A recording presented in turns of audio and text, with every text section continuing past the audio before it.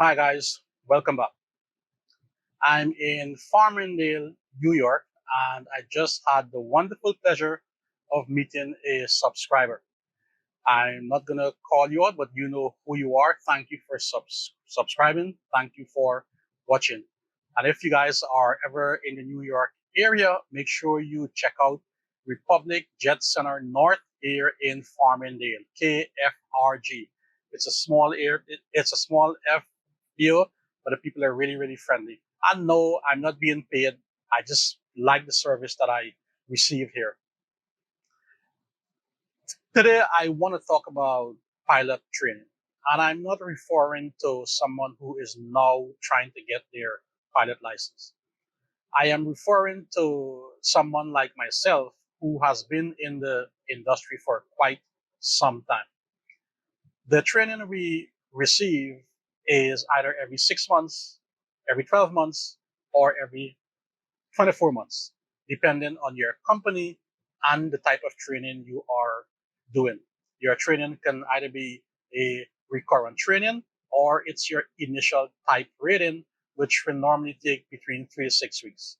Again, depending on the company you are working for and the type of flying you are doing. For recurrent purposes, the training, if you've been doing it for a long time, you surely have noticed is repetitive. It's steep turn, stalls, single engine fire, single engine out, rejected takeoff, high and hot, upset maneuvers, recovery, and a whole bunch of single engine precision and non-precision approaches. The training is great.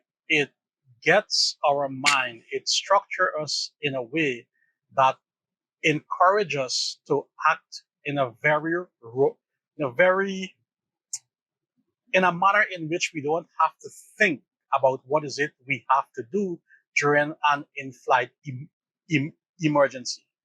Most of us know that if there is an engine fire or an engine failure, there is a memory item that we need to commit to memory and execute immediately.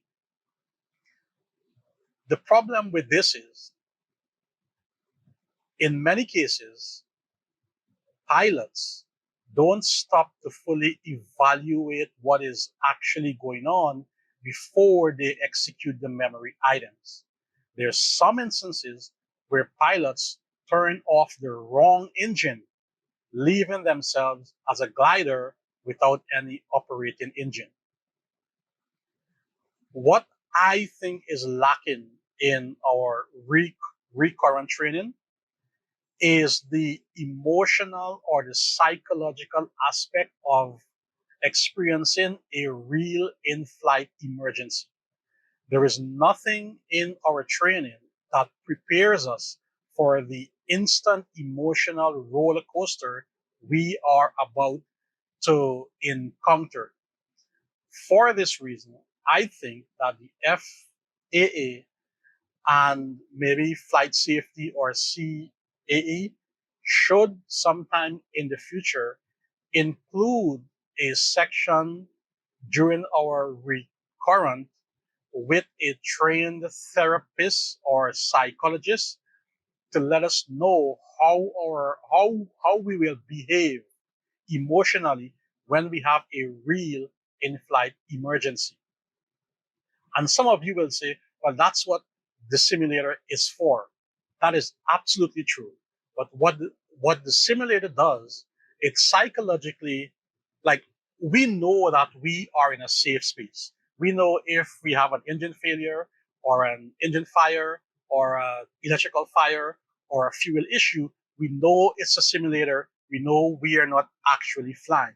So it doesn't really address the emotional part of an actual in-flight emergency. I know this because early on in my career, about 5 years ago, I had an in-flight engine failure of my right engine. And the first thing I wanted to do was to execute the memory items procedure. I had to verbally say to myself, stop. And the reason I did that was to get my emotions in check and properly evaluate what is happening before I start shutting things off. This part of being a pilot needs to be addressed. Pilots need to know how they will act, or at least be told what to expect from their emotions during an in-flight emergency. All right, that's it for this one. If you guys have any questions, comments, or suggestion, leave it in the comment section below. Thank you guys for watching. I hope you find these videos helpful and informative. And I encourage you to comment again, because I do like seeing them, and I do like reading them, and I do try to respond to all of them. Actually, no, I do respond to all of them. Until next time, fly safe. And thanks for watching again.